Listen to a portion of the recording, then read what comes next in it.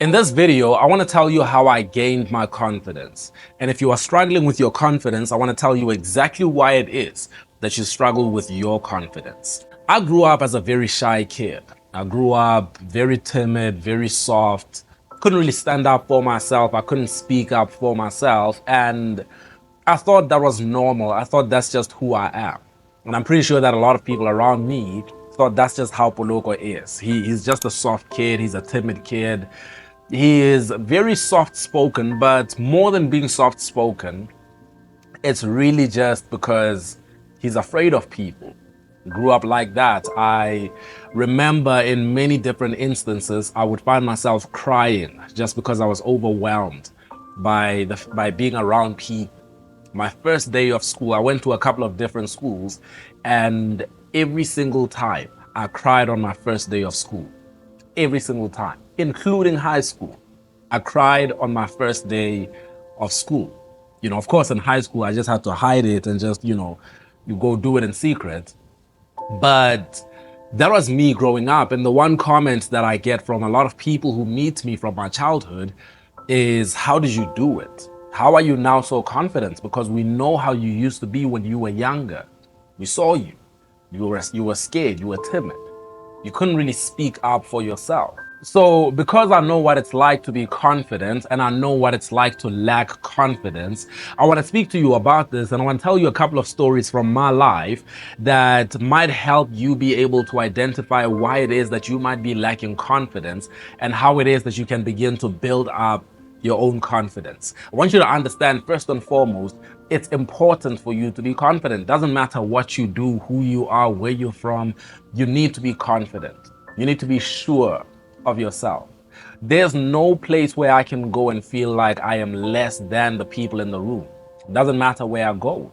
And it's not arrogance, it's not some kind of bravado, it's confidence. I'm very sure of myself. I might be the least educated in the room. I'm still very confident. I might be the least experienced in the room. I might be the worst dressed, the worst looking person in the room. I will always be very, very confident, very sure of myself, comfortable in my own skin. So I want to talk to you about that in this video. The first thing that I want to talk to you about is competence. Competence. I remember when I was younger, I used to struggle with making friends. I used to struggle with talking to people, and I felt invisible for a very long time. And so when I was in high school, after a couple of years of being in high school, in my third year of high school in grade 10, at the end of it, I decided that I wanted to be an athlete.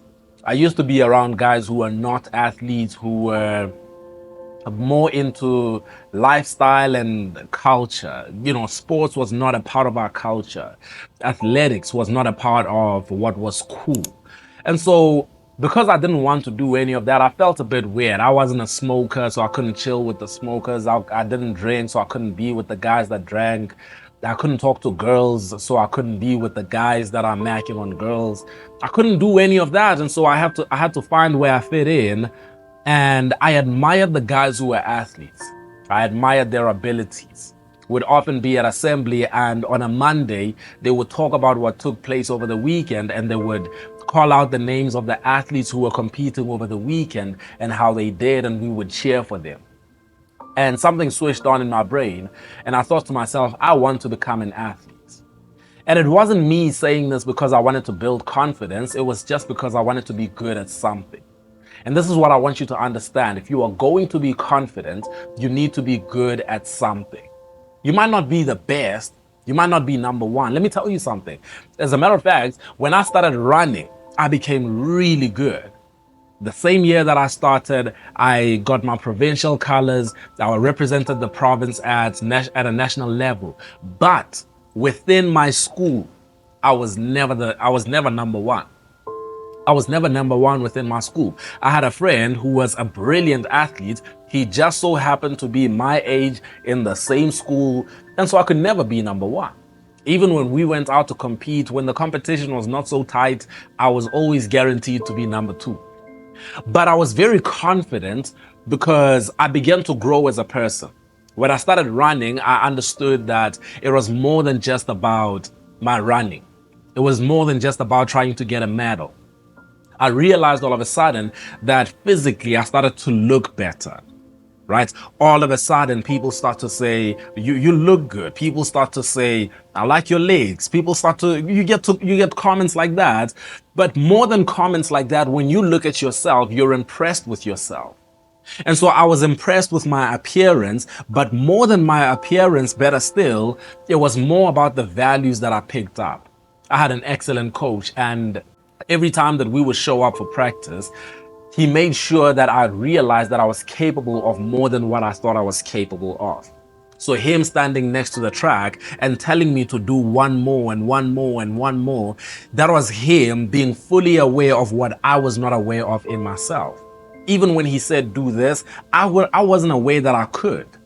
I would complain before I got to doing it because I wasn't aware that I can do this.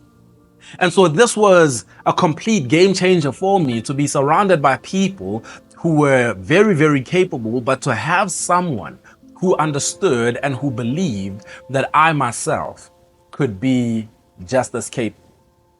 And so competence will raise your confidence. The fact that you can walk into a room and you can be the guy that we can count on to get the job done. I'll never forget the feeling that I had the first time that my name was called out at assembly. My school had about 1,200 students, somewhere around there. And I still remember my name being called for everything that happened over the weekend. And they said we had cross country this weekend, and Poloko came second place. And I'll never forget, they said, stand up. I stood up and everybody applauded me. And for the first time in my life, I was good at something. That was exciting for me. That for the first time, I am good at something. This to me meant everything. And so I became addicted to that. I continued to do better. I decided to go on and improve myself, become better, become good at so many more things. From there, it went on to my academics. I started to do better in my academics. I started to improve, and I was never a top scholar, but I started to improve in my academics. I went up as much as 20% from where I was before I became a good athlete. But I just became an all-around competent individual. And the same competence is what I carry even today. Even as a speaker, there are no places where I can go and feel like I am nervous and I don't belong here. No place. I'm one of the sharpest speakers on stage. Boy, when I get on stage, I talk that talk. Brilliant. Can command the room. And I'm not saying this because I want to brag to you. I'm saying this because it is the truth. But that's because I am confident in my competence. The fact that I am capable. The fact that I practice. The fact that I have sharpened myself. The fact that I have been intentional about working on that craft, working on that part of my life, that part of what I do. It's an incredible thing. And so I make sure that I talk that talk wherever I go. I can be in front of executives. I can be in front of politicians. I can be in front of educators. It doesn't matter where I am. I am confident, really, really sharp. And this confidence comes from competence. Exciting news. Listen, I've got a new book out that is called Stay in Your Comfort Zone, The Mastery of Public Speaking. I know it sounds weird when I tell you to stay in your comfort zone, because you would expect me to tell you to burst out of your comfort zone. But in this case, I am telling you to stay in your comfort zone. That, my friend, is the secret of every single great speaker. It's the fact that they speak from the comfort zone. It's the fact that they can be uniquely themselves. They're not trying to be someone else. They're not trying to be like someone else. And so I want you to get your hands on this book. If you want to improve as a speaker, if you want to upskill, if you want to equip yourself with some information about how it is that you can become an exceptional speaker, Stay in Your Comfort Zone is out right now, and I promise you that this is the book that you have been looking for. So what are you good at? What is it that you're good at? I want to suggest to you right now that if you know that you lack confidence, I want you to consider what it is that you are good at. Consider what it is that you are competent at. And whatever that is, lean into it. Find out how it is that you can use that to serve people. And as you do that, I promise you, there is no better feeling than knowing that you are serving people. They love you for it. And you're not doing this so they can love you. You're doing this so that you yourself can find fulfillment. And so for me, that was the first thing. Just find out what it is that you are good at and become excellent, become exceptional at it. My friend, I promise you right now, you will never struggle with competence if you can become the best. Doesn't matter at what. You just got to become the best at something. Whether it be academia, whether it be sports, doesn't matter what it is. Whatever you do, just become good at it. The second thing that will help you gain your confidence is what we call integrity. Knowing that in secret and in public, I am the same person. Knowing that when I'm with you, I am the same person. When I am with her, with him, doesn't matter who I'm with, I am the same person. I realized that when I was at home, I was one person, and when I was with my friends, I was someone else. When I was with the people that I thought were impressive, I was this kind of person. And when I was with the people that I was comfortable with, I was a different kind of person. And so I've got all of these different personalities that I'm struggling to bring together. And so then I realized that I have to learn how to be comfortable in myself. I have to learn who I am so that I can become comfortable in my own skin. And today, it doesn't matter where I go, wherever I sit, I never really feel small in any room because I am comfortable as myself. The only times that I ever felt small in a room was because I was comparing myself to other people. I was comparing myself to who I think I am compared to them. But I know who I am. I'm very comfortable with who I am. I know who I used to be. I know how much I've grown. I know the man that I've become. I know everything about myself. And so it's important for you to understand integrity. That you are the same person in public as you are in private. That what you think and what you say and what you do all align. All align. It is all integrated, and there is no issue within yourself. There is no struggle. There is no wrestling within yourself. That was the second thing that I had to understand in order for me to become confident, in order for me to gain my confidence. The third thing that helped me gain my confidence was my faith, the God that I believe in.